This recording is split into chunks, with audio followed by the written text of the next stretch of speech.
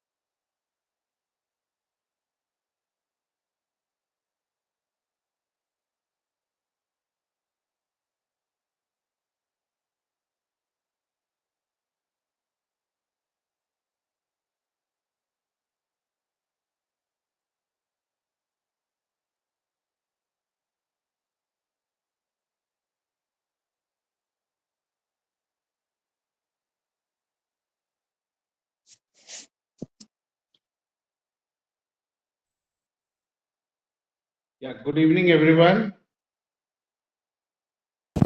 Good Good evening, Good sir. evening, sir. Good evening, sir. Good evening, sir. Can you all hear me? Yeah. Yes, sir. Okay. Okay.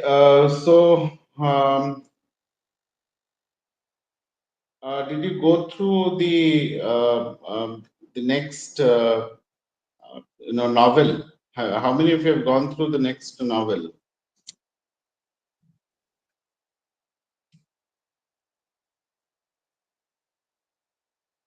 Hello. Can you hear me? Yes, sir. Yes. How many of you have gone through the next novel?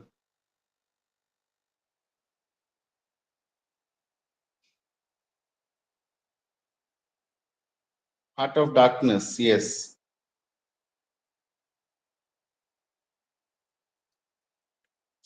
No one. Hello. Okay.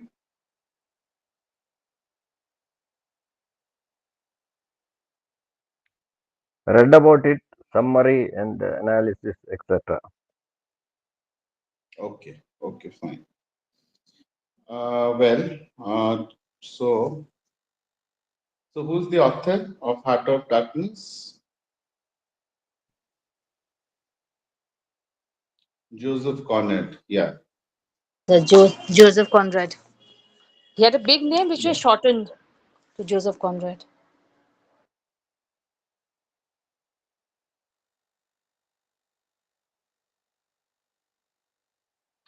Yeah. Okay.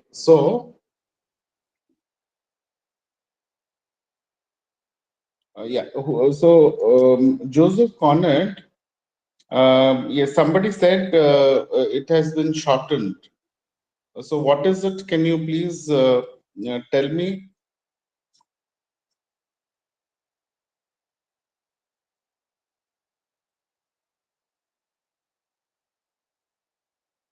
Hello. It's Joseph Theodor Konrad Nalex Korenziewski.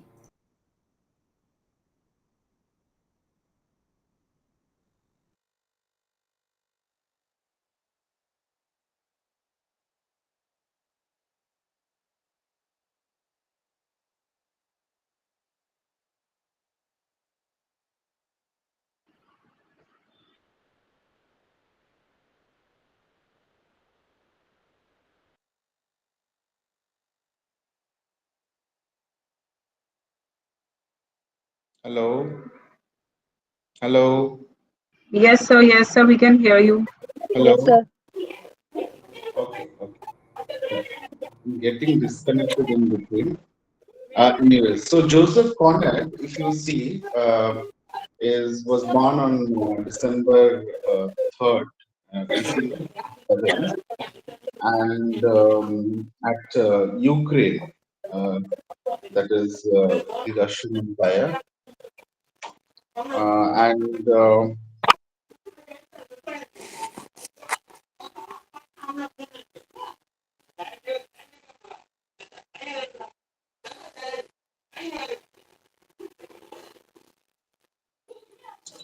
and you find that he died in August 9, 1924 at Canterbury, Kent.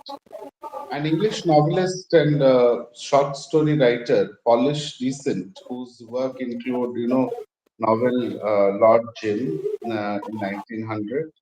And please mute yourselves, please. The Secret Agent 1907, and the short story Heart of Darkness in 1902. Preeti, can you please mute yourself?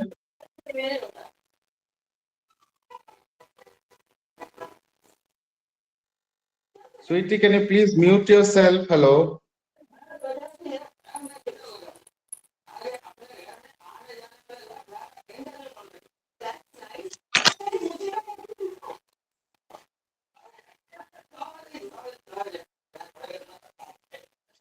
Hello.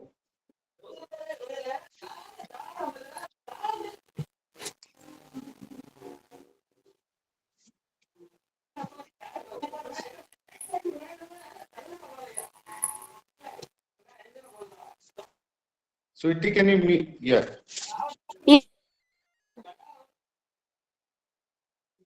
So, and then you have during his lifetime, Conrad was admired for his richness of his prose and his rendering of dangerous life at sea and in the exotic places. So, but his initial reputation as a masterful teller of, colorful adventure of sea masked his fascination with the individual when faced with, nature's invariable unconcern. So, man's, frequent malevolence and his inner battle with good and evil. So to Conrad, the sea meant above all the tragedy of loneliness. A writer of complex skill and striking insight, you find but above all an intensely personal vision. He has been increasingly regarded as one of the greatest English novelists. So then we have his early days, and you find most of his life at sea, uh, because Conrad was to serve 16 years in the British Merchant Navy, and you find his back when he came back, in London in the summer 1889. Conrad, took rooms near the Thames and was waiting for a command to begin to write Almayer's Folly, and the task was interrupted by a strange and, probably the most important of his adventure as a child in Poland. So he had stuck his finger on the, center of the map of Africa, and in 1889, the Congo Free State was 4 years old as a political entity and was already notorious as a sphere of imperialistic explosion. And you find what he saw, did, and felt in the Congo was largely recorded in The Heart of Darkness, his famous, finest and the most enigmatic story, the title of which signifies not only the heart of Africa, but the dark continent, but also the heart of evil, everything that is, corrupt, and, perhaps the heart of, man. So then you find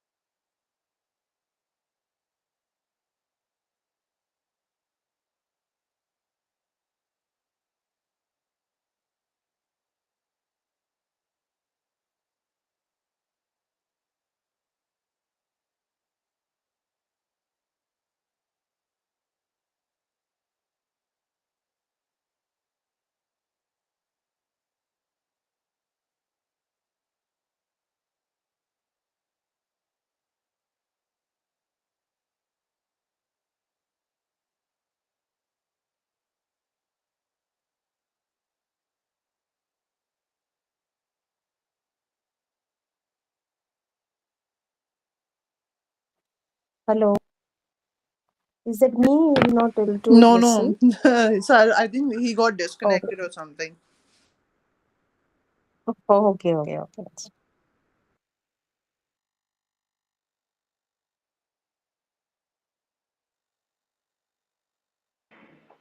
Others are also quiet. Even I thought, what happened? Has Yes. anybody gone through the book? Do you remember or have you read it? No.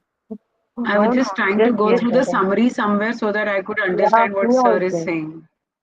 Yeah, me also. Same here. Same here. Hello. For me, today only I got the Hello. books. Yes, sir, you are audible. Sorry, my internet is Yes, sir, fluctuating you're pretty audible. lot. Yes, sir, yes.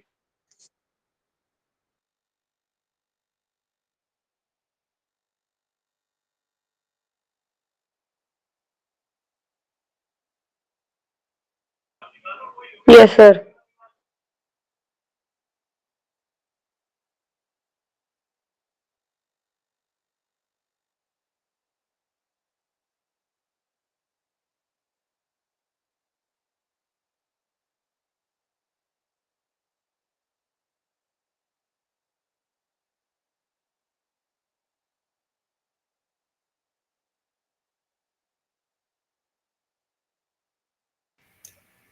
I Has sir sent left again?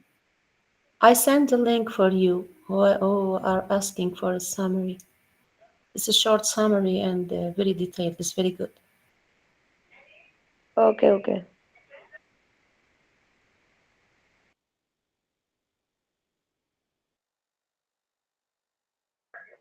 Did sir left again? It's in the chat box. Yes.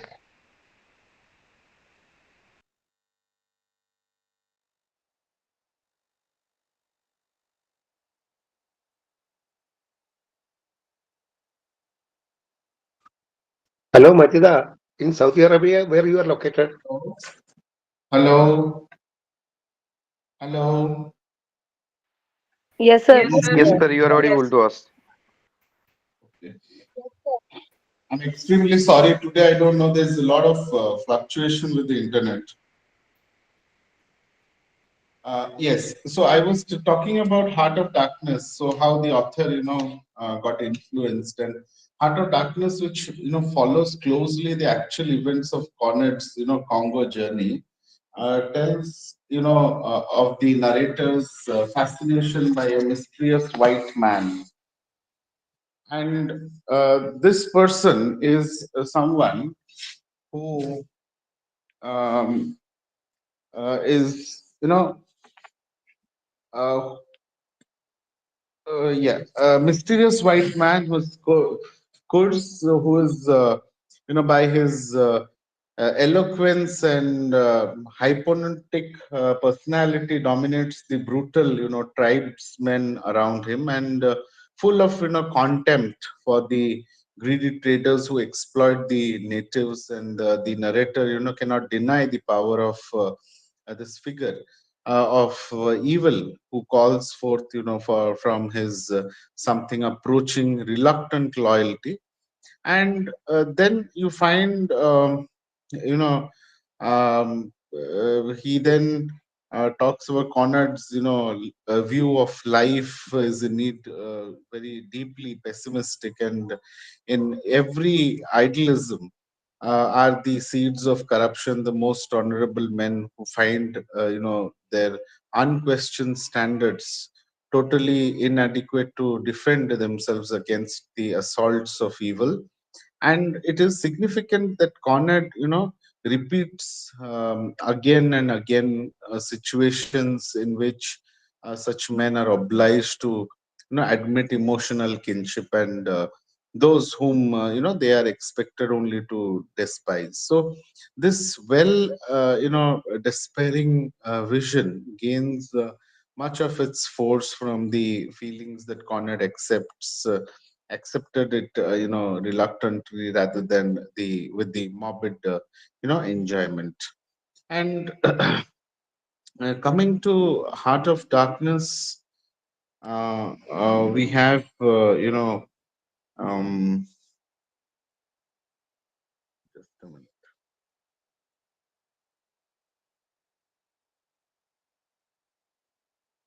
Yeah. So you find Heart of Darkness.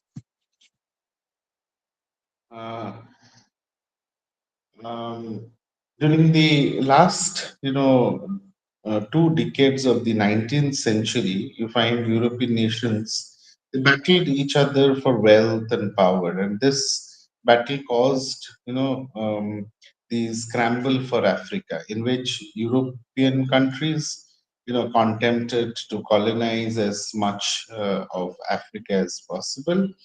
But while the colonizing European, claimed to want, to civilize to the African continent,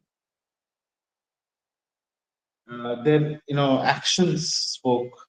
Otherwise, like they were, interested solely in gaining wealth and did not, care how they did it or who was killed. And one of the most brutal of the European colonies. In its treatment of the native Africas was the Belgian Congo, the property of the Belgian king Leopold I. And in 1890, Joseph Conrad worked as a pilot on the steamship in the Belgian Congo, and then the Heart of Darkness is also, at least in part based of his experience there. So you find this was the text was published. This Heart of Darkness was published in 1899, and it is during the Victorianism or modernism, you can say, the period where the color it is the um, colonial literature, and here you find that the narrator tells the story from a ship at the mouth of the Thames River near London, and that is in England around 1899. And Marlowe's, story within the story is set in an unnamed European city, probably Brussels, and the Belgian Congo in Africa, sometime in the early to mid 1890s during the colonial area. So you find mm, who. So can you name the characters?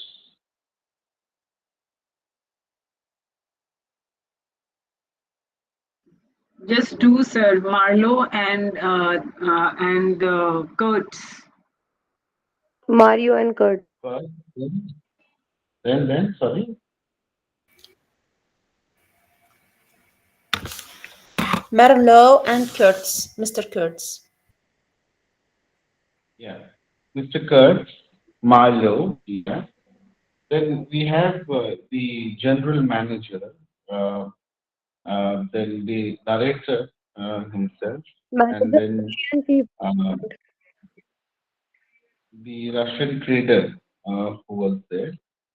And then we have the brick maker, Chief accountant. then the manager. Yes, Chaudhry, would you like to say?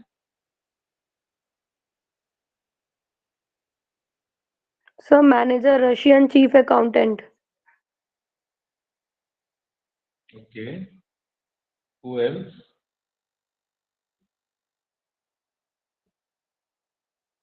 Okay.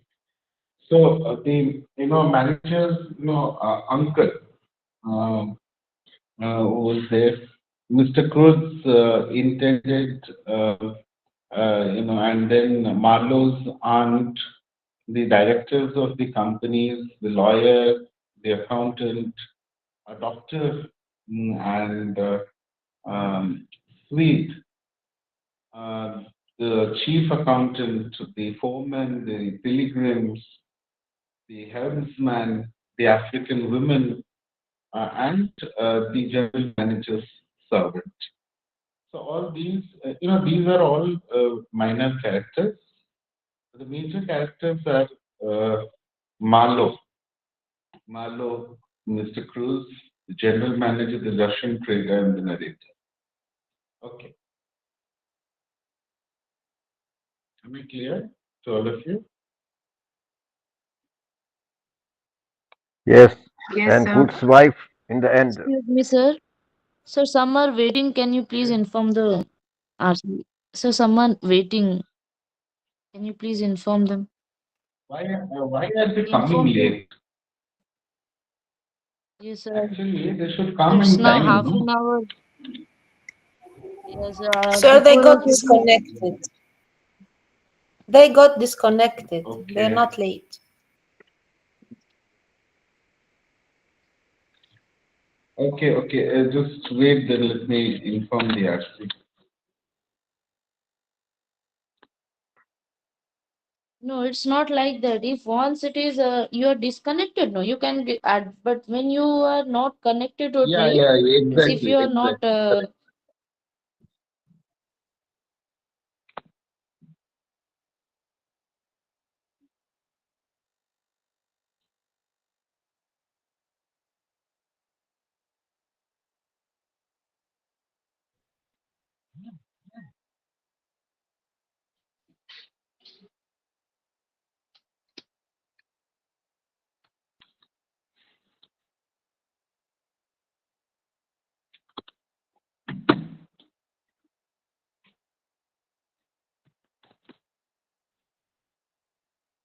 Just hold on. I'm just asking the RC to allow them to join.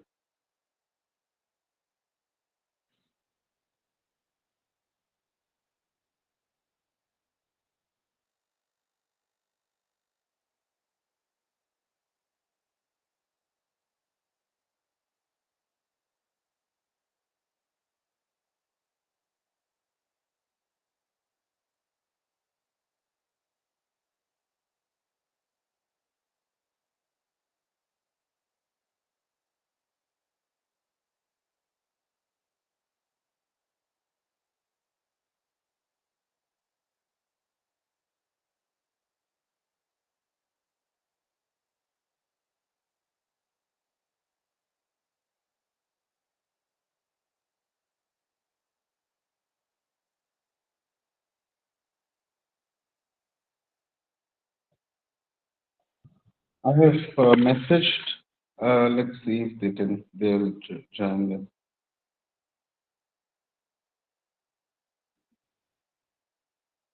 Yeah. So let us talk about Marlowe. So anyone who could talk about introduce Marlowe to the class.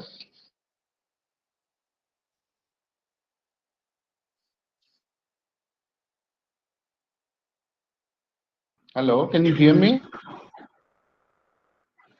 Yes, sir. Yes, sir. We haven't read the book actually, though we have gone through the summary of the book.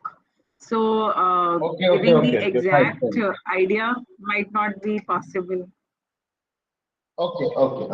So there were five people, five men, and Heart of Darkness is mostly made up of his story about his journey into Belgian Congo, and Malo is a seaman uh, through and through, and has seen the world many times over, and perhaps because of his journey, perhaps because of the temperament he was born with, he is very philosophical. He's a very passionate person. He's very insightful, but Malo is also extremely skeptical about both mankind and civilization, and to him, nothing is very simple. So as the narrator describes him, saying, that to him, the meaning of an episode was not inside like kernel, but outside, enveloping the tail which brought it out only as a glow which brings out a haze. So the one thing, Marlowe uh, does seem to believe is as a source of simple moral worth, which is hard work. And then we have Mr. Uh, Kurtz.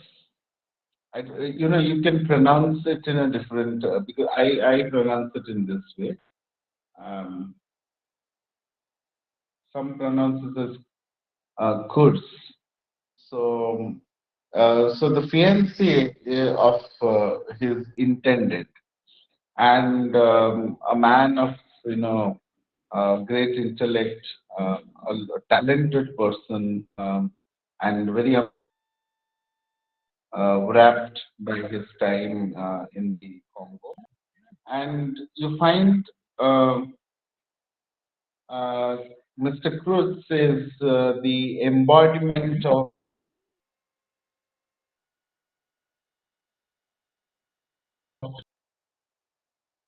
Hello, can you hear me? Yes, sir. Okay. So Mr. Cruz is the embodiment of of all that noble about European civilization, from his talent in the art of his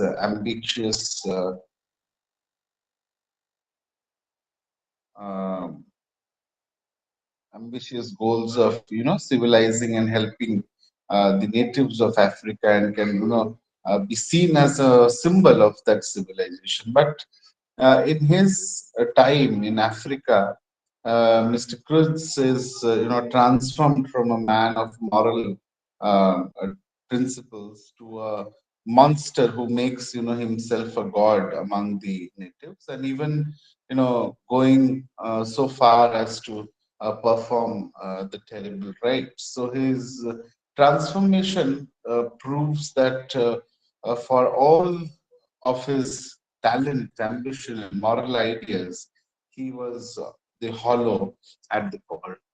And then we have the general manager. The general manager is, is a person.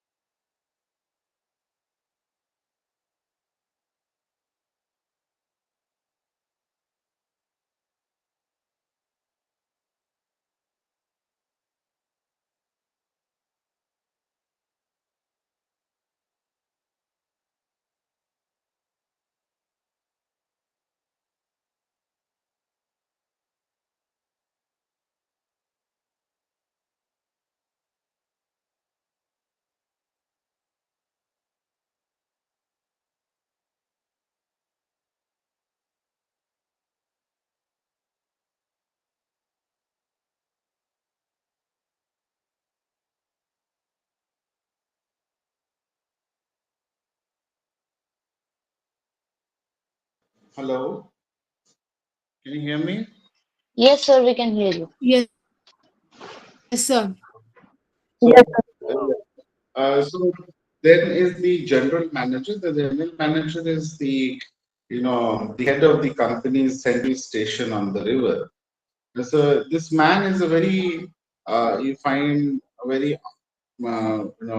foolish kind of a person, um, and very unexceptional. And the general manager has reached his position of power in the company because of his ability to cause, great uneasiness in others, coupled with an ability to withstand the terrible jungle diseases year after year. And the general manager has no lofty, moral ambitions and cares only about his own power and position and, making money. So then we have the Russian trader. So the Russian trader was, you know,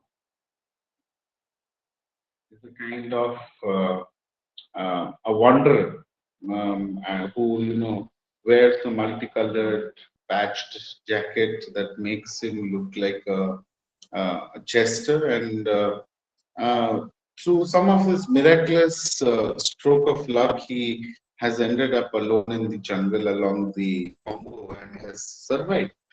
So you find he's the naive of innocent and the very innocent person and believes, Mr. Cruz is a great man beyond any conventional, morality, and he even nursed Mr. Cruz back to health on a number of occasions.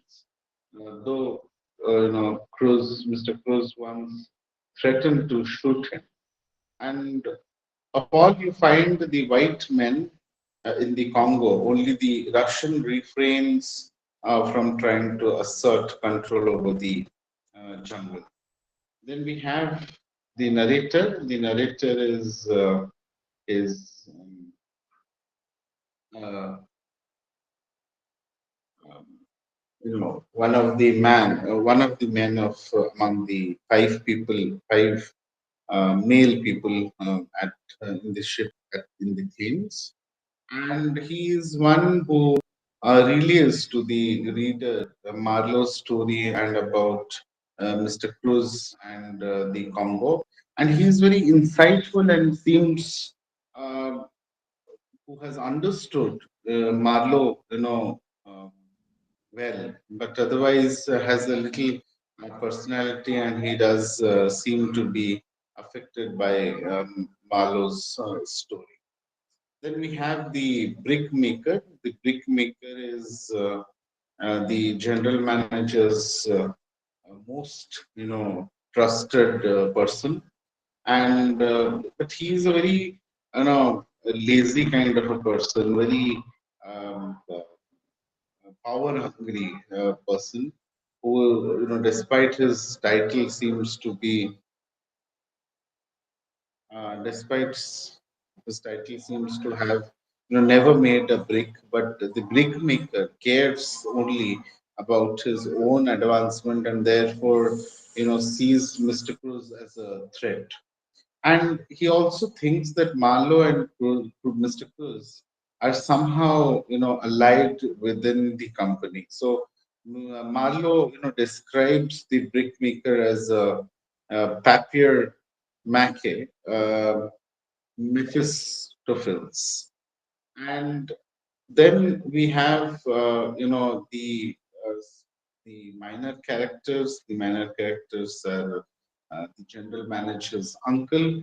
So, general manager's uncle, we find, is the uncle of the general manager, at the head of El Dorado exploring expedition, and like the general manager, the uncle has, come to Africa to make his fortune. So he's generally a very, untalented person, and his expedition disappears in the jungle. Mr. Cruz intended is the woman, in Europe, to whom Mr. Cruz is breathed and to be married, and she is incredibly, idealistic about both Mr. Cruz and the colonization of Africa, and she continues to mourn Mr. Cruz and as a great man even a year after he dies. And then we have Marlowe's aunt. Marlowe's aunt is a well-connected and an idealistic woman, and she helps, Marlowe get the job as a steamer pilot for the company. So she's, extremely idealistic about the European colonization of Africa. Seeing it is a beautiful effort to civilize the savages. Then we have the directors of the company, one of the five men on the ship in the Thames who listens to Marlowe's story, the director of the company. And then we have the lawyer. Lawyer is another man among the five, and he is also there to listen to Marlowe's story. And then this accountant is also the fifth person, and he is not the same as the chief accountant. Then we have uh,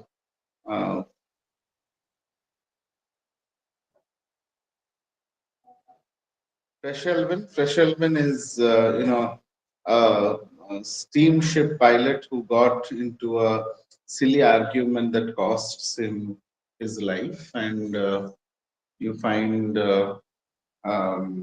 his death opened the position into which Marlowe was hired.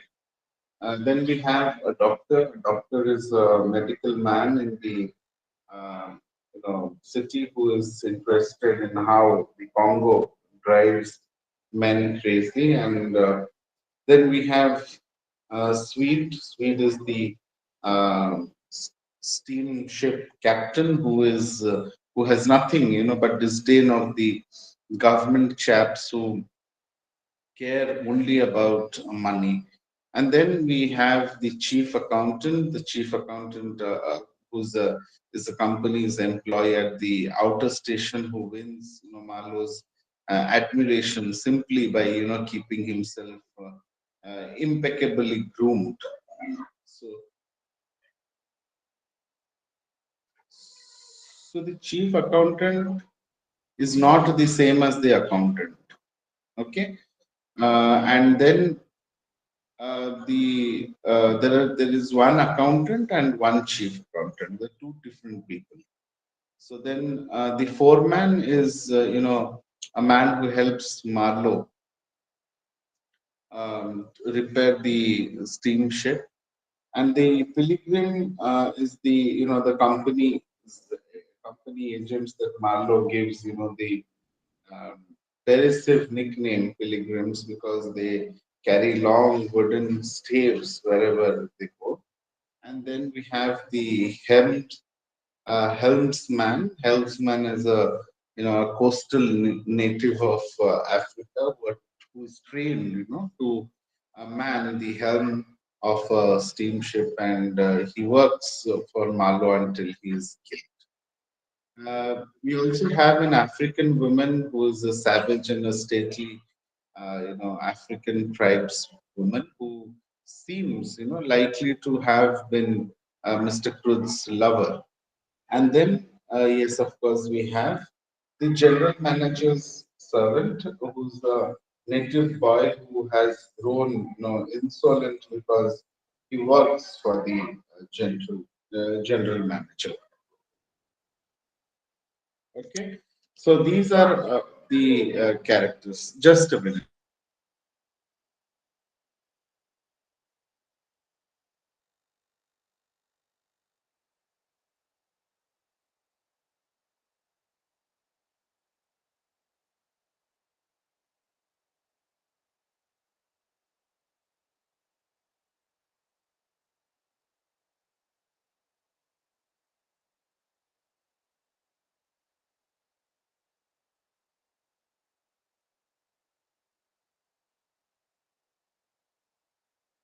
Yeah. So you find on the most superficial level, Art of Darkness can be understood through its semi-autobiographical relationship to Conrad's real life, much like his protagonist. Who's the protagonist? Who's the protagonist? Marlowe. Marlowe, correct.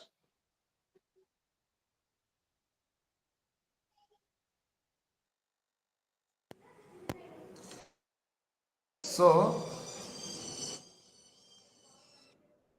find the protagonist is Marlowe, and you find Conrad's career as a merchant marine also took him up to Congo River, and much like Marlowe, Conrad was profoundly affected by the human depravity he witnessed on his boat tour of European colonialism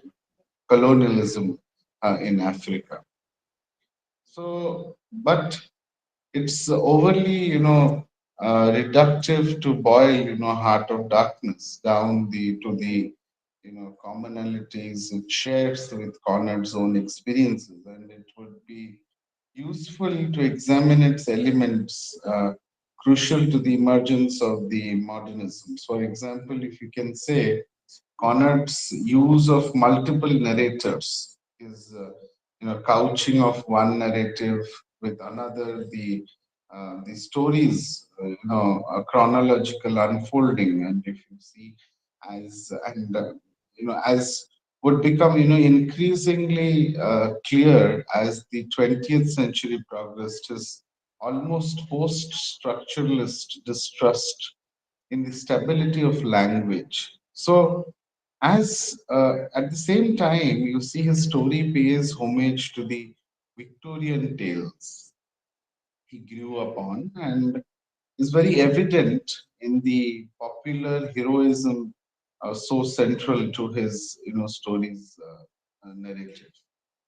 In that sense, you see, Heart of Darkness straddles the boundary between a waning Victorian sensibility and a waxing modernist one. So you have one of the most resoundingly modernist elements of Conant's work, which lies in this time.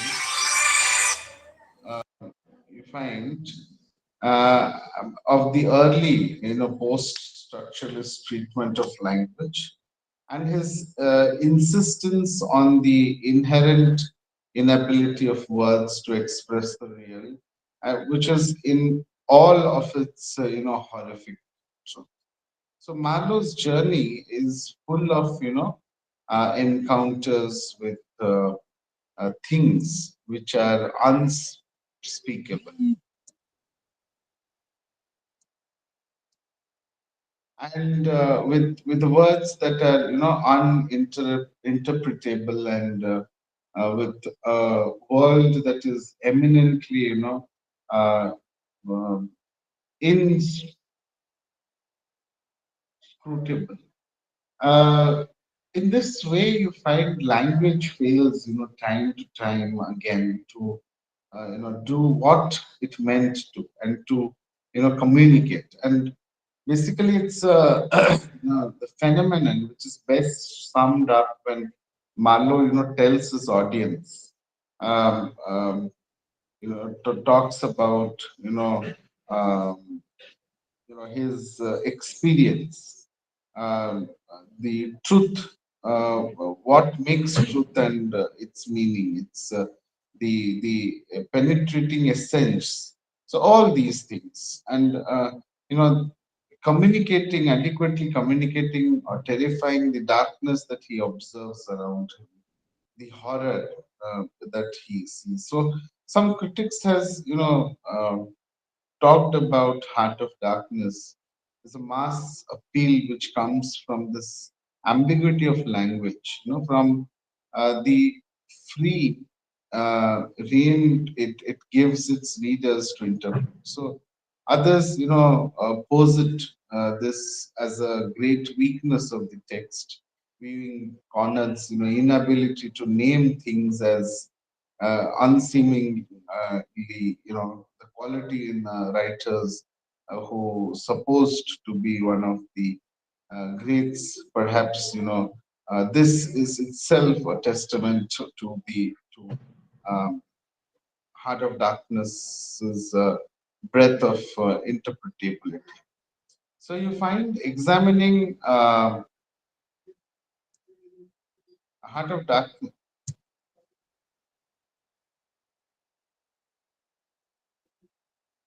Hello. Yes, sir. Yes, sir. Oh my God, I do not know when did I got disconnected, and I am speaking here. No, no, sir. You Where are did I audible. speak? Sir, you were audible. Okay, I was audible. No, I saw it got Yes, disconnect. It sir. has got disconnected. No, it is not. No, sir, we've been listening to you. Okay. Oh, I felt I got disconnected. Okay. So if you see, Heart of Darkness is from a post-colonial. If you look at this uh, text from the post-colonial perspective, it has given ways more to the different critics. You know, Ajpe puts it that Conrad was thoroughgoing racist, one who dehumanized Africans in order to use them as a backdrop against which to explore the white man's interiority. So Ajbe somewhere is right, although Conrad rebukes the evils of colonialism, and he does little of to dismantle the racism that undergirds such a system, which instead posting the indigenous people of Africa as a little more part of the natural environment. So this work has been held up as one of the West's most insightful books on the evil of European imperialism in Africa. Hello, yes, Hassan. Hassan, do you have anything to ask?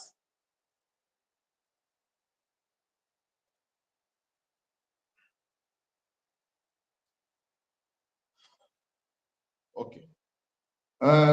So, you know, you find that fails, to assign any, particularity to the African people themselves. So, you find feminist discourse has offered similar critics that Conrad has flattened his female characters similar to the way he's done so with the African ones, and women are deployed not as multi-dimensional beings but as signifiers, undistinguished from the field and of the other signifiers that make up the text, and they are shells which are emptied of all particularity and meaning, such that Conrad can fill them with the significance he sees fit.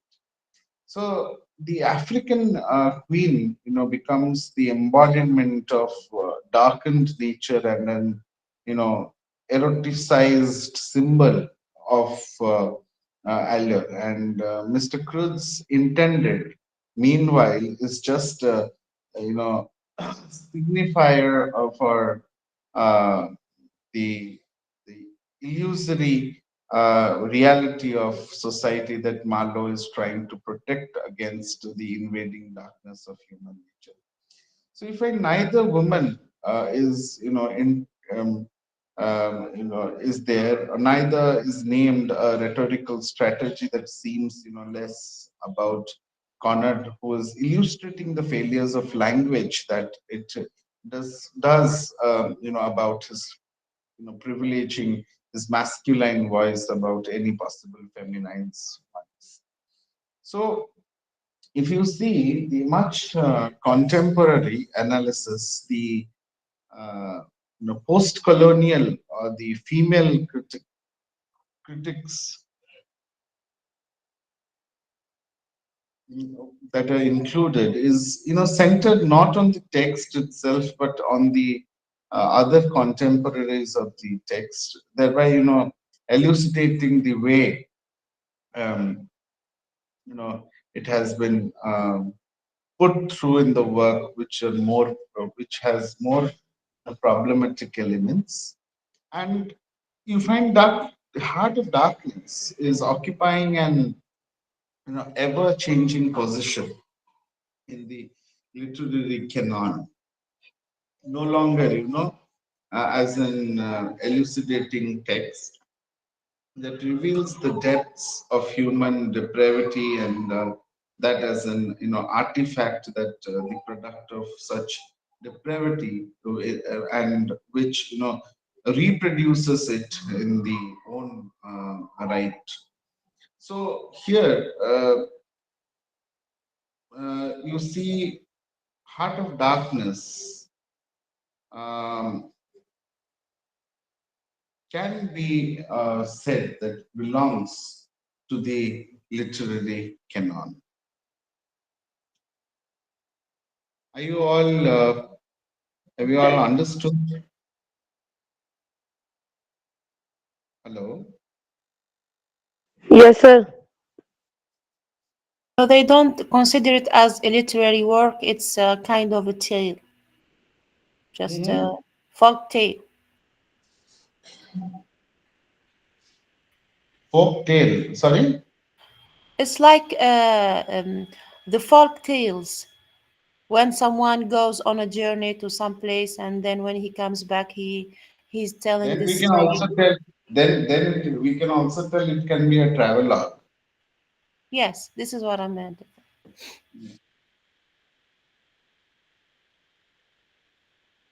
Okay. So, have all of you understood? Could you connect to, Yes, could, sir. could you, could you connect to what you have read? Today, I don't see Priti participating in the class. Priti, are you there?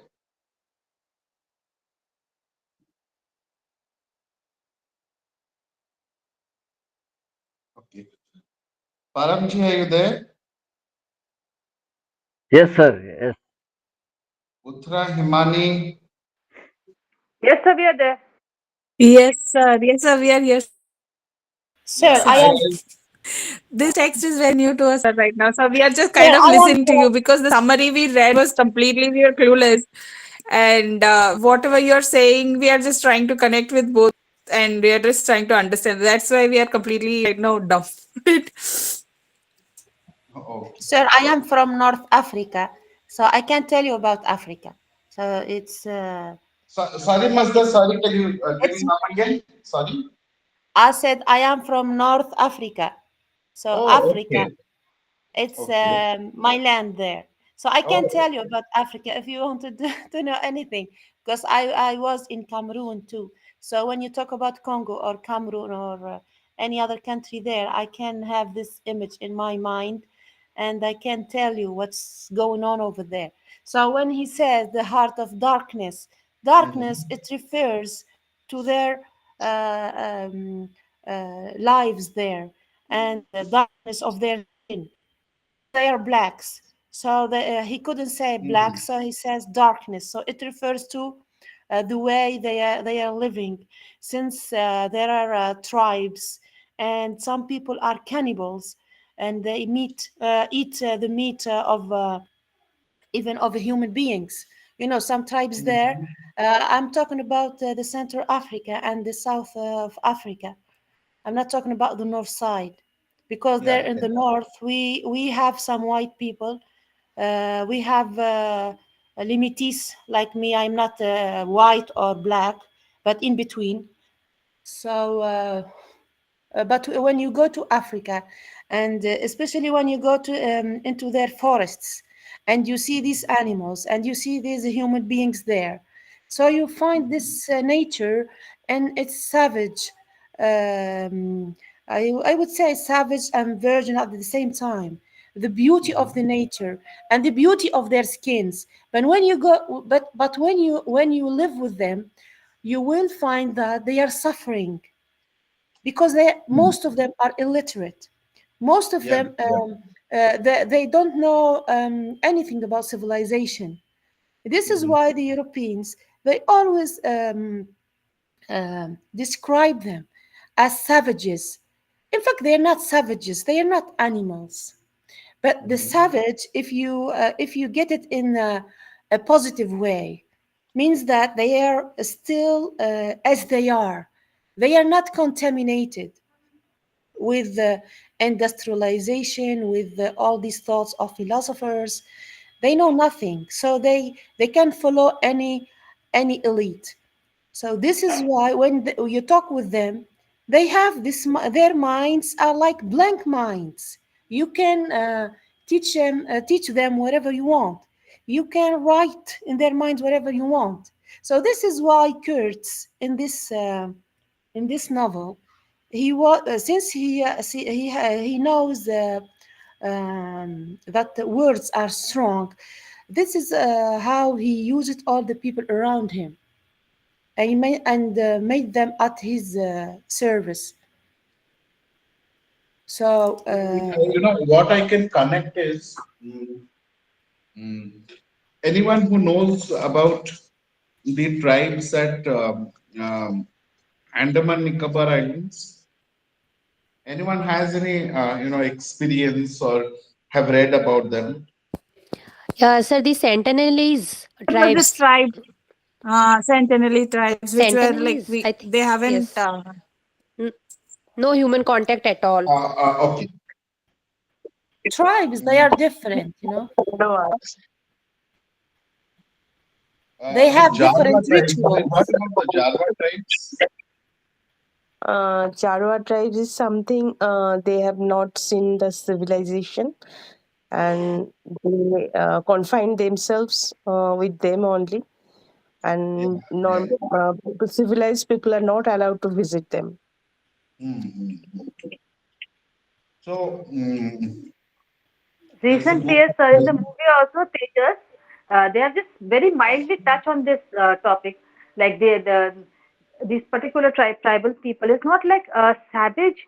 I don't know. There are certain rules of traditions and customs and rules which they also have. What Mm. we feel about them as savage, they too might feel savage about us. Yes, yes, I mean, exactly. odd, isn't it? They might feel odd when they see us, that, oh, how they are dressed or whatever. So they are amidst some nature. They are one of the natural people, and they are blessed also by They not are being, very spiritual. called civilized. And whites always treat the Indians also like that. Everyone like that. Those on based on complexion and But we education. have to we have Education to is that. we have to Yes, sir. also see the perspective of the writer. The sufferings of what Yes, sir. Mazda said. Sir, the suffering of these cannibals who were Mm. working in this station. In fact, it reflects this power of the imperialism coming from Europe to Africa, Mm. Yeah, yeah. since they are very racist.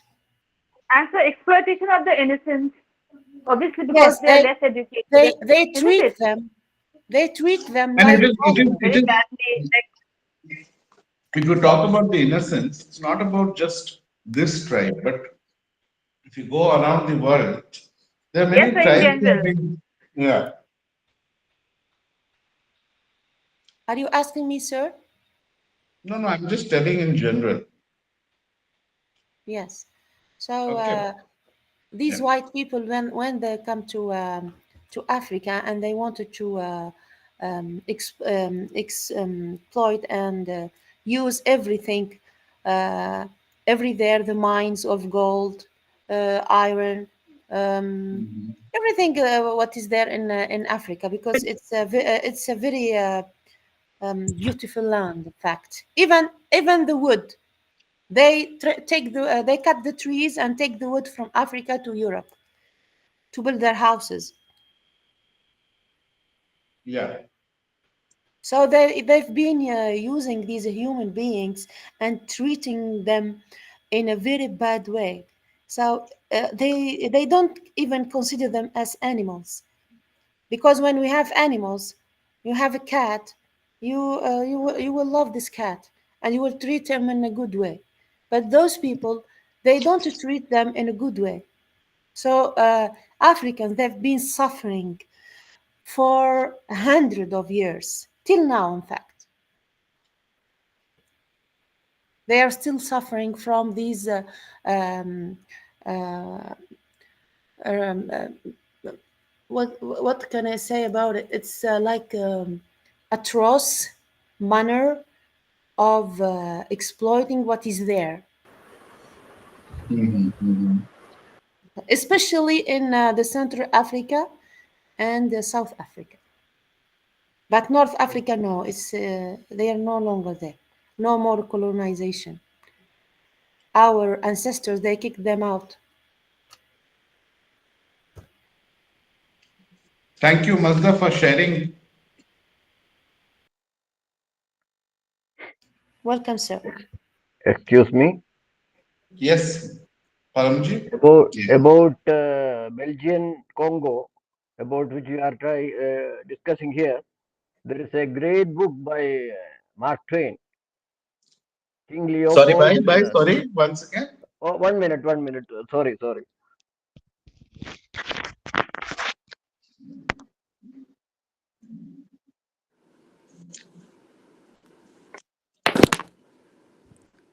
Excuse me, you can hear me? Yeah. Please go ahead. Yeah, about this Belgian Congo, about which we Mhm. are discussing here. There is a great book called King Leopold's Soliloquy by Mark Twain. Great book, Are you great talking book. about the ghost, the king's leopard's ghosts, No, no, no, um, no. It is Soliloquy. Soliloquy oh, the by, solid. Okay. yeah, it is in the form of a play. This is Mhm. horrible things. What is going on there at that time? Really, really, Mhm. really horrible. This is it will give a good background for the story of Heart of Darkness. Yeah. So we'll talk about colonization as how the writer has reflected colonization in the text. Just a minute. Give me one minute.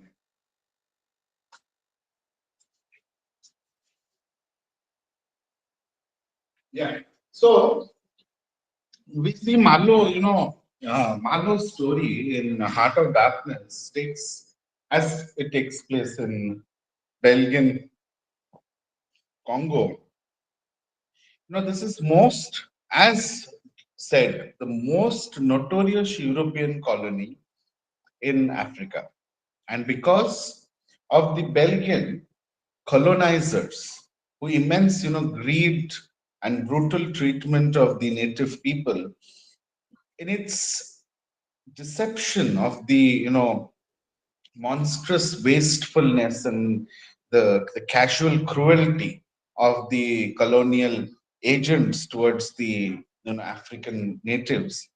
Heart of Darkness reveals the utter hypocrisy of the entire colonial effort. In Europe, colonialization of Africa was justified on the ground that you know not only would it bring wealth to Europe, but it would also civilize and educate the savage African natives. But Heart of Darkness shows that in practice, the European colonizers were, high ideals of colonization as a cover to, you know, allow them to, viciously rip whatever wealth they could from Africa. And unlike, most of the novels that focus on the evil of from colonialism, Heart of Darkness pays more attention towards the damage that colonialism or colonization does to the souls of the white colonizers, that it does to the physical death and the devastation which is unleashed on the black natives. Although you find this focuses on the white colonizers who makes the novel somewhat unbalanced, it does allow Heart of Darkness to extend its criticism of colonialism to all the way back to its corrupt source, uh, the so-called civilization of Europe. So this is how Conant has talked about colonialism in the text. Do you all agree with me, or do you have any different Yes, perspective? sir. Yes, just to add, Yeah, this is the not only the story of Africa, but wherever they went, they did the same. In North Africa, America, whole of America and Australia, even in England, they looted and killed and made their own nation out of mm-hmm. America, Australia, like this. Yeah. Um, moving, then we also see uh, how shallow was that, civilization. So you find this European civilization, you find it is hopelessly and blindly, corrupt. You find in the novel, depicts that the European society as a hollow at the core. Marlowe describes the white men he meets in Africa, and from the general manager to Mr. Cruz as empty, and refers the unnamed European city as the city with which is which has a hollow tomb. The throughout the novel, you find mm, Marlowe argues that what European call the civilization is very superficial. So a mask which is created by fear of law and public shame, that hides a dark heart, just as a beautiful white sepulchre which hides the decaying dead inside. So Marlowe and you find Heart of Darkness uh, talks about the African jungle as the utter solitude and without a policeman. We talk about the civilized man who is plunged into a world which is without superficial restrictions, and the mad desire for power which comes to dominate him. So the inner strength could allow a man to push off the temptation to dominate, but civilization actually saps the inner strength, but makes men think it's unnecessary. So the civilized man believes he's civilized through and through. But you find when a man like Mr. Cruz suddenly finds himself in the you know solitude of the jungle, and he hears the whisperings of his dark impulses, is unable to combat them and becomes a monster. Yes, Param, would you like to add something? Yeah, even Hitler thought he was royal, noble, Aryan race like that. So, what do you have to say more? Okay, yeah. Anyone else? Babita, Yes, Uttara, sir. Malta? Yes, sir. Yes, Malta. In fact, the civilization in Europe, especially throughout the 18th century and the 19th century, Mm-hmm. reflects they are civilized if they have wealth. So this greed, they have greedy minds and souls. So they like money. That they believe that they should have a lot of money. Even when they went to Africa.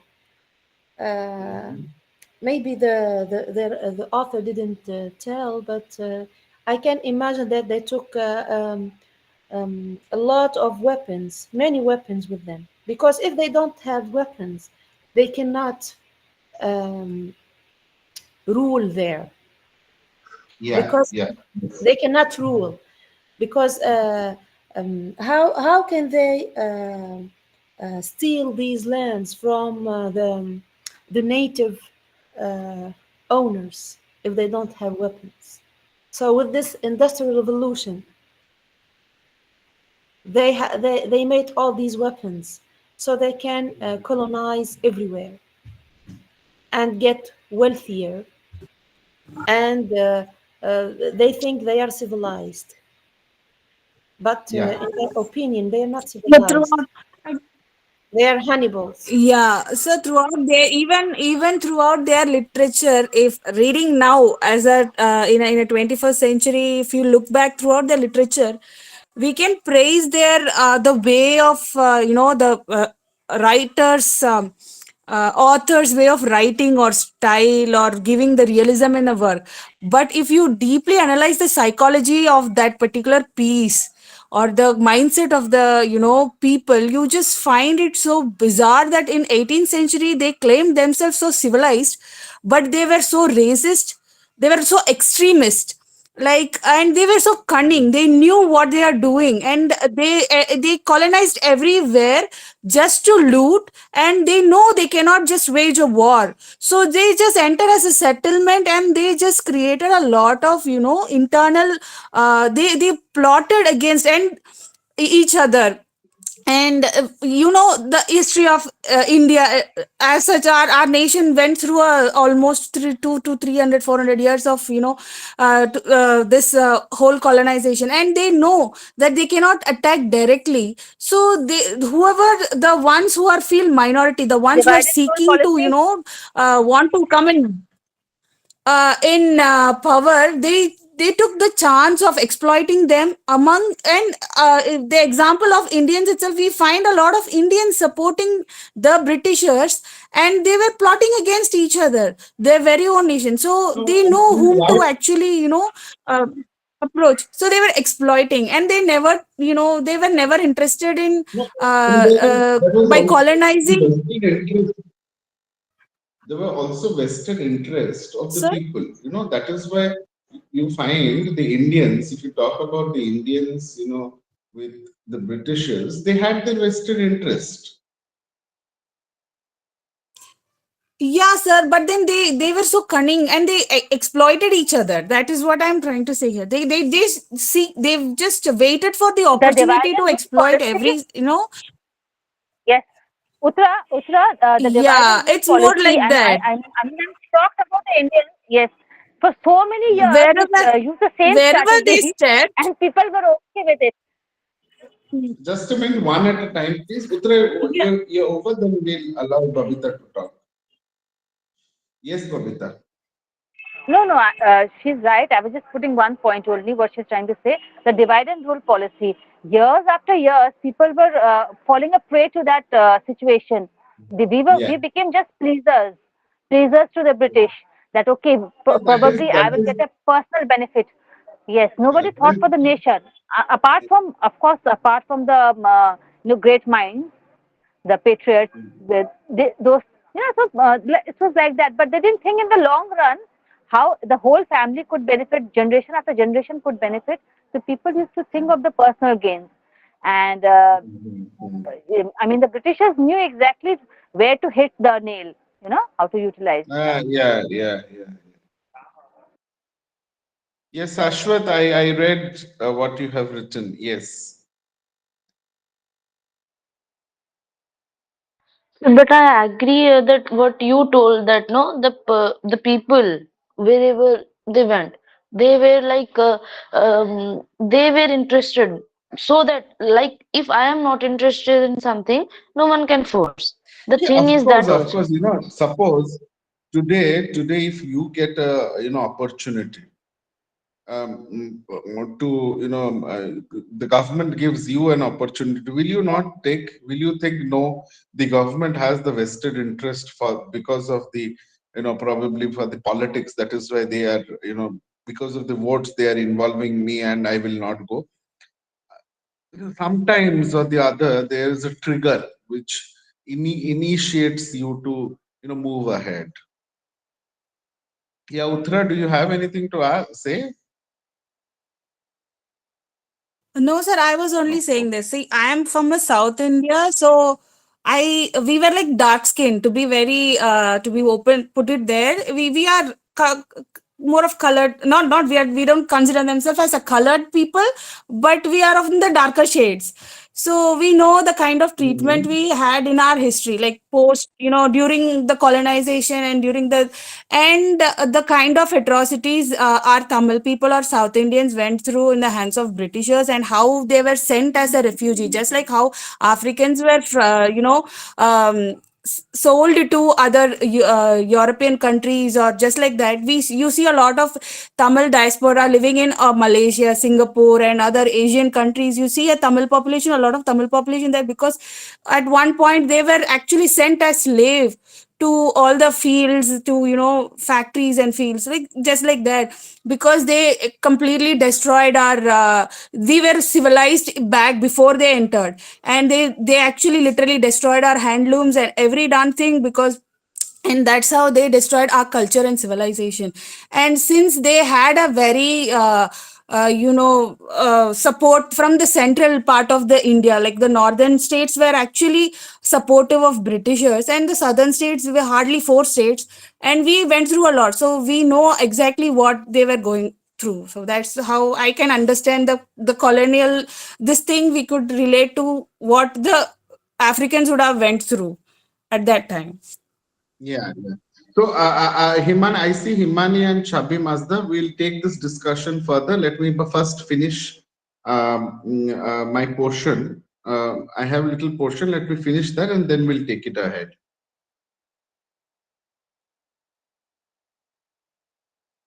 Yeah. So then we also see, the I had told you about the quest literature. If you see Heart of Darkness plays, with the genre of the quest of quest literature, and a quest, in a quest, a hero passes through a series of difficult tests, to find an object or a person or of importance, and in the process which comes to a realization about the true nature of the world or human soul. So you find Marlowe, seems to be on just such a quest, you know mm, uh, making, his way past absurd, and um, the way up to the Congo to find Mr. Cruz, and the shining beacon of European civilization and the morality in the midst of the dark jungle, and the flabby rapacious folly of the other, Belgian company agents. And Marlowe's quest, is a failure. Mr. Cruz, turns out to be the biggest monster of all, and with the that failure, Marlowe, learns that at the heart of everything there lies only darkness.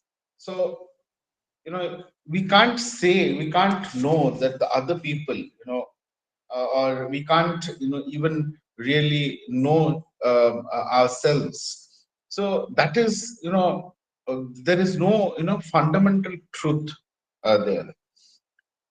Then we have, uh, you know, where we also see that work in the world where the truth is, unknowable, and men's hearts, are filled with either greed or, primitive darkness that threatens. Marlowe seems to, find some comfort only in work. And Marlowe, noted that he escaped the jungle's influence not because he had principles or high ideals, but because he had a job to do that kept him busy. So work is perhaps the only thing in Heart of Darkness that Marlowe views in an entirely, positive light. So in fact, more than one, Marlowe will, refer to work or items that are associated with work as real or while the rest of the jungle and the men in it are very unreal. So work is like a religion to him. So he is a source of support to which he can cling, in order to keep his humanity. This explains why he is so horrified when he sees laziness, or people who are working poorly, or machines uh, which are not working because of rust. And when other men cease to be honest at work, Malo knows they are sunk either in the heart of darkness or at the the greed of the civilization.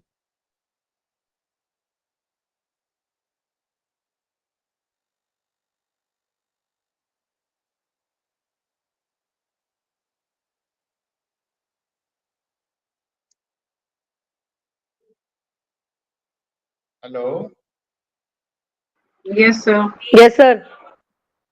can you all hear me? Hello, Yes, sir. Yes, sir. Yes. did I?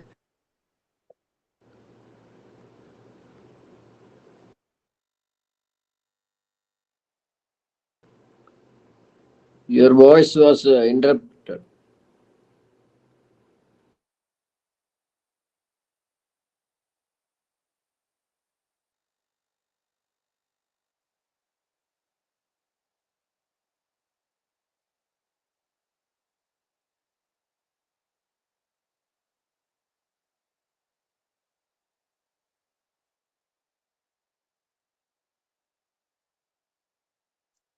Hello, Yes, sir.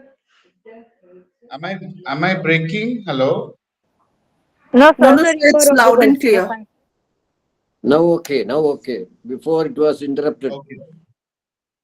Okay, okay. So racism, if you find, racism was also somewhat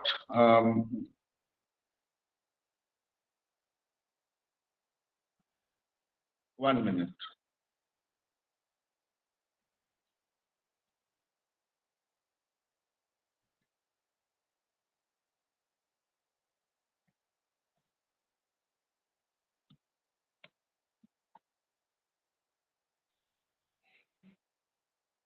Yeah. So racism, if you see, art of darkness, basically we can say it's a racist book, and some of them, say that Europeans are as superiors to Africans, while other believe that the novel attack of colonialism, and therefore you find this is not a racist. So different people have their different perspectives. So, but there is evidence in the book that supports both sides. Um, uh, some say that it is not, it is a racist book. Some say it is not a racist. So, which where you find the which you can say that the book's actual stance on the relationship between the black people and the white people, it's not itself black and white. So Heart of Darkness attacks colonialism as deeply flawed enterprise which is run by corrupt and hollow white men who penetrate mass destruction on the native population of Africa. And the novel seems to equate darkness with the truth, and whiteness with the hollow trickery and lies. So you find Heart of Darkness, talks about the Africans which are less corrupt and in that sense, you find the superior to the white people, but its argument for the superiority of the Africans is based on the foundation of racism. So Marlowe, and you find Heart of Darkness takes the rather, patronizing view that the black natives are primitive and therefore innocent, while the white colonizers are sophisticated and therefore corrupt. So this, take on colonization is certainly not very politically correct, or can be legitimately, called racist, because it treats the natives like objects rather than as thinking people. So these are some of the, you know, this is how, Conrad has tried to reflect um his experience in the text. Yes. So, Kimani, you had to say something.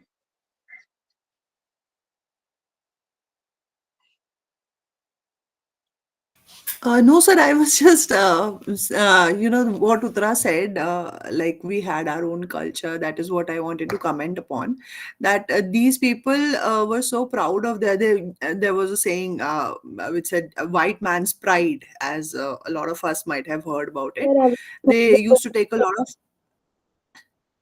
sorry? Mm-hmm. White man's Uh, burden, right?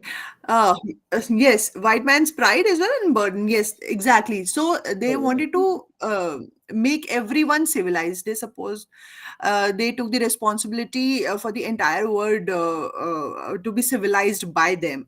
So it was their burden. And so I just wanted to say that Uttara put it in absolutely clear words that we had our own civilization prior to the Britishers coming to our country. I mean, from ages and ages, we were not dependent on any kind of economy. We were not dependent on any kind of resources from outside. We were manufacturing everything here, and we were self-sufficient, self-reliant. But people used to come here to our country, to different parts of our country, to for trades and for other things. So we were already civilized, but when they came here, so during this Victorian period when family became everything, and before coming to India, they were colonizing, they were fighting amongst each other to colonize parts of Africa and tear them apart, take all their resources, and then come back to their countries and sell them on profits. And they were making a lot of money exploiting people. So this is what I just wanted to say, that all the things what they thought that they would, it's their responsibility for them to develop everyone else, every other nation, but we were already developed. And secondly, Victorian period, as I was saying, family became everything, and the way they were treating their ladies was so it was so what's the word, yeah, demeaning. And so we had our ladies like put in higher levels of the society. We used to respect them from the very starting of our civilization. From our in our culture, women are given a very high respectable place in the society, but they never like their ladies were not educated until the late modern eras, 19th century. They were not Ladies were not allowed to have any kind of inheritance. They were not allowed to read, study. And I mean, we were far better than those people and their civilizations. This is just I wanted to convey, sir. Okay, okay, okay. Yeah, thank Excuse you. me. Yes, Uh, Varun. Shashi Tharoor has written a good book, The Era of Darkness, what the British did in India. Uh, no, sorry. What? Shashi Tharoor has written a great book about the British in India. Yeah. The name of the book, Era of Darkness, right? The era of Yes. darkness. Yeah. Shashwat, are you there? Could you unmute yourself? We can see you participating in the text message only. Okay. I think Chubby, you had raised your hand.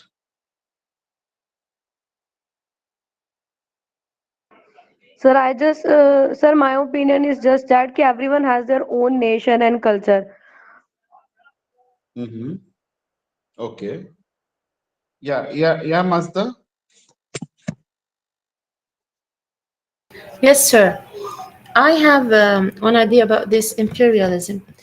Um, you know that the imperial countries, they wanted to strengthen their power, so they went to new lands. They went to America, and they tortured um, uh, the natives of America, which are they thought they are Indians. In fact, they are not Indians. But when I went to America, I saw the natives there. So when they went to America, they corrupted everything there, especially these Puritans. You know that Puritanism is built on this idea that women they deserve nothing. They are nothing. In fact, they have to stay at home. They do only the work at home. So from there, it comes this idea of belittling women all the time and describing her of this naivety and she cannot think well and you know then we have this feminism which is contrasting this view. We see also that these imperial countries they went to Africa, they corrupted everything, they corrupted the nature, women, children, they've been stealing everything. um, they went to Eastern Europe and they began this trade of slavery.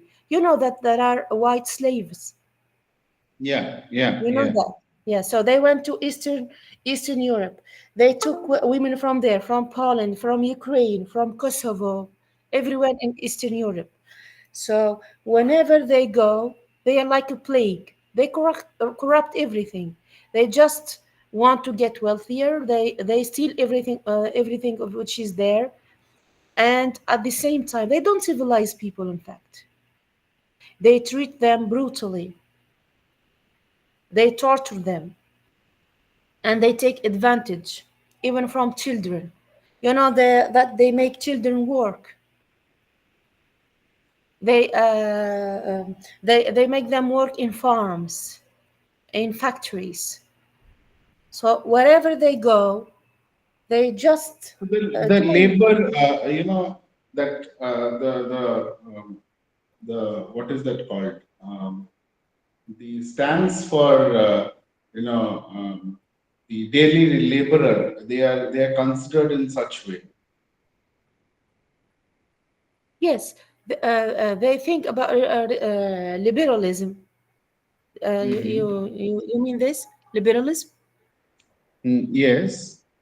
Liberalism in economy and making wealth, but liberalism in thoughts, it's not there. They don't let people talk or express their minds. When they are colonizer, they are just there to torture people, you know, for their own profits because they are greedy.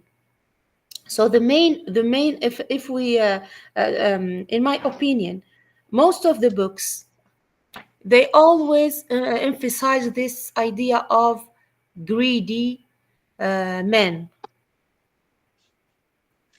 Yeah. Yeah. It's all about money. Even imperialism, it's all about money. But Mm-hmm. the outcome is always someone who is suffering, you know, because they exploit them. They exploit women, they exploit even men who are weak, they don't have weapons. So they exploit everyone there in that land. Even the nature, even the nature, they cut the trees and take the woods to their homeland. So You know, you find, and that is also reflected. That is what it has been reflected in Heart of Darkness. That is what the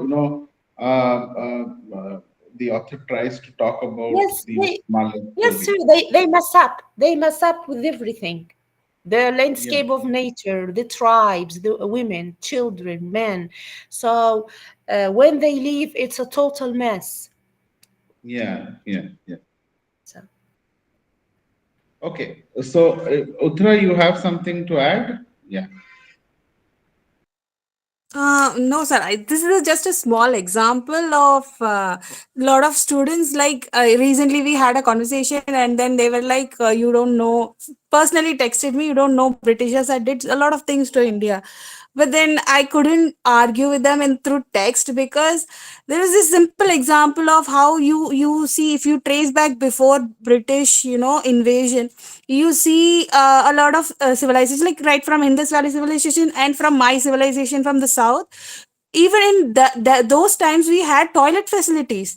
It is recorded in our history that we had toilet facility even before they came, and today we don't have enough toilets in the public usage of toilets, or then the foreign countries treat us like as if we are the dirty country. They refer us to us like that. You are overpopulated, and India is always dirty. They don't have proper sanitary this thing, because they have completely destroyed us, and now they think that they are actually improving our condition, whereas even before, when British people, they didn't even have a proper language, and they were like barbarians. We were actually having a civilization much far more better. We were civilized in terms of education wise, in terms of uh, social life and everything. We were far ahead of time. They came, they destroy Yes. everything. And today in south, whatever literature I know, like whatever I've read in my culture, you see dated back, like long back in the golden era time, you don't find caste system in those literature. Nowhere it is mentioned about caste or community or any damn thing. But today in south or north, people are just fighting in the name of caste and everything. So we feel that they divided, like they literally divided people. They used everything and they divided people. And now, even after like 80, 70 years, 80 years of independence, we are still struggling to even come to that normal understanding of certain things.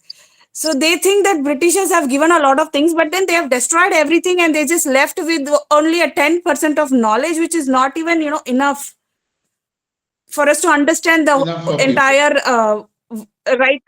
Yeah. Thank you, sir. So just I wanted to add that that is called the influence operation. That is when someone is in power, they influence others to give some idea which is actually accumulated by them only. That is called influence operation, which is Britishers did in whole India. It's started from West Bengal, I mean Bengal, and it's in the entire country in the grip of the Britishers during the influence operation. Tanushri, could you please come again? I couldn't relate to what you said. Yeah, it is called the influence operation. That is, whoever is in power, they just throw their ideas. They just put their ideas in such a way the people are caging by themselves only. That is called the influence operation, which is very much popular in nowadays by some party and all. But Britishers are thrown this idea long ago in India and the other colonized country. Correct. Correct. Yes. So, so I think today the discussion regarding this text we have done. I hope most of you have understood the structure of the text.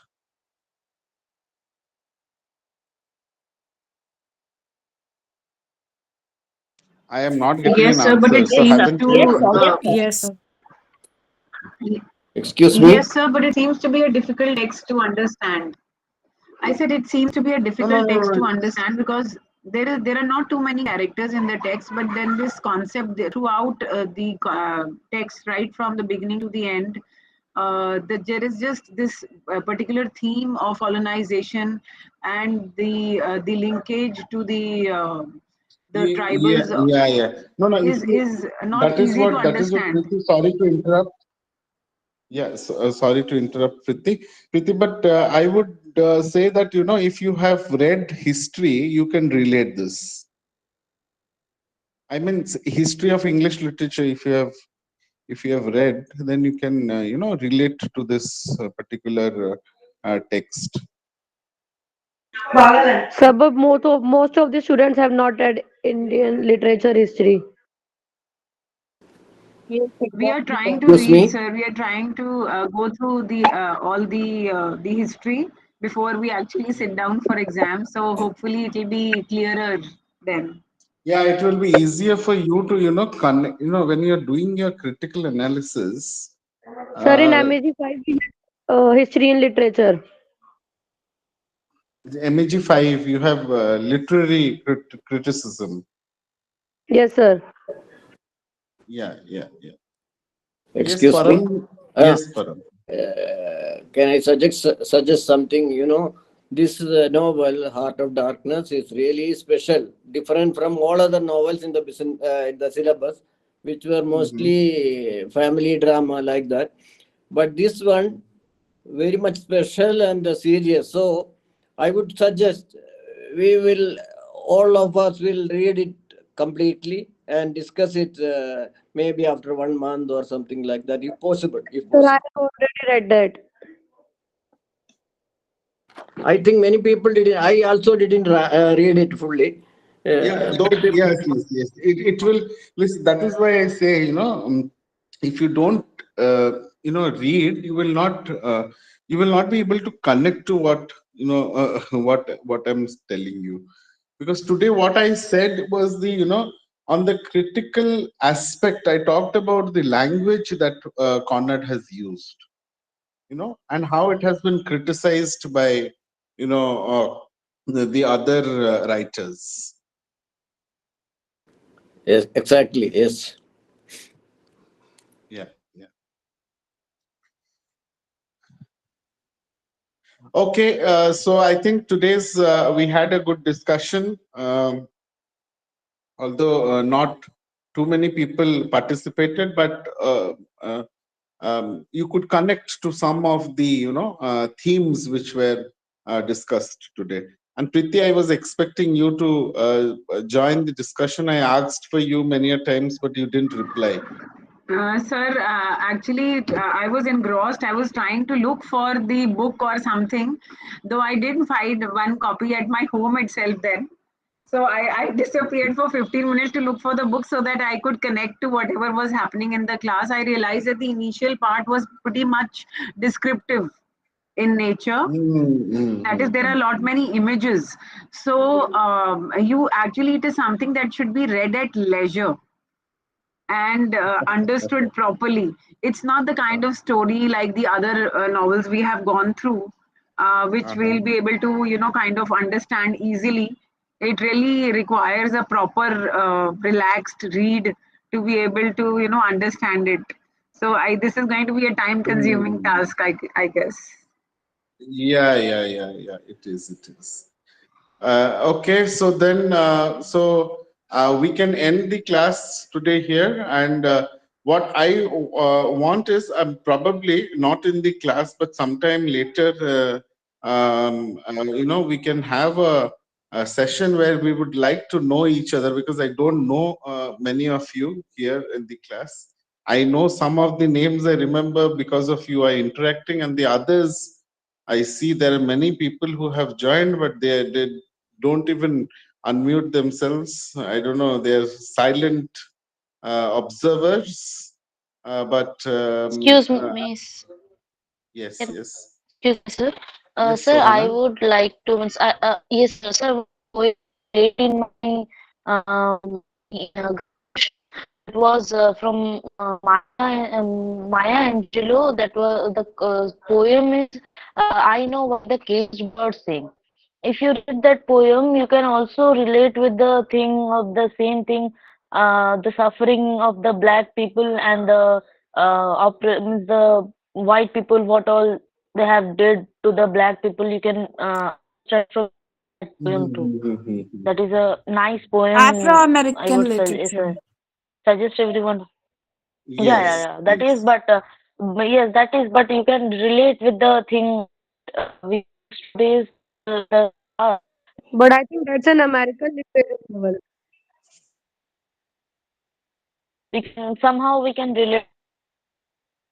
That is American, but I am telling the what the So people you're have talking suffered about from basically the white people, no? suffering, It is some basically of the suffering you can relate with through that that poetry, poem. right? Okay, Yes, okay. Yes, sir. Thank you for your suggestion. yes, yes. Today the topic was some Yeah, yeah. matter. Yes. Okay, okay. So thank you, everyone, and good night, all of you. Thank you, sir. Thank Sir, you, one more. sir. Sir, Thank you, sir. thank you, sir. Thank you very much.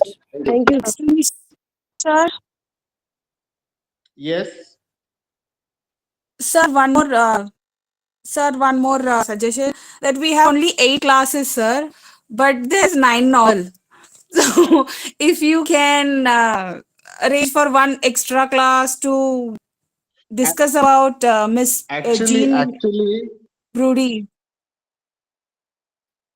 actually, they have allotted me only 8 classes for 8 blocks.